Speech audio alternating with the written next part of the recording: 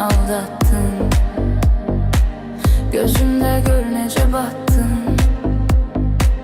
Məni çox odlara attın. Necə mənasız həyatsan, necə zalım, necə qəddarsan. İki yüzlü kəsə oxşarsan. Çox öyünmə demə varsan. Necə mənasız həyatsan. Ay, o qədər yalanlarım var. Necə mənasız həyatsan.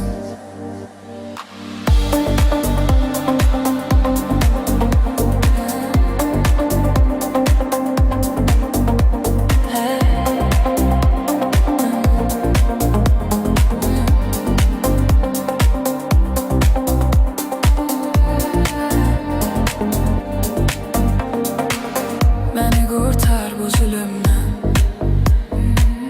daha üzleştir ölümle. Neyim var aldın elimden, nece mənasız həyatsan. Beni kurtar bu zulümden, daha üzleştir ölümle. Neyim var aldın elimden, nece mənasız həyatsan. Hele ki səndedir üstünlük.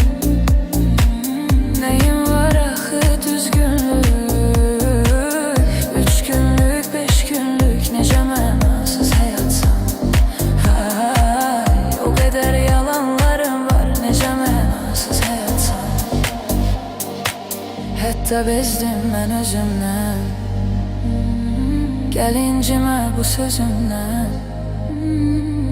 Elə düşdün ki gözümdən. Necə mənasız həyatsan.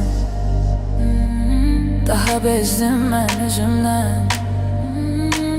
Gəl incimə bu sözümdən. Elə düşdün ki gözümdən. Necə mənasız həyatsan. Sənə alqış, sənə sən. Bu sözü tək demirəm mən. Ay, çoxu təsdiq eləyərsən. Necə mənasız həyatsan.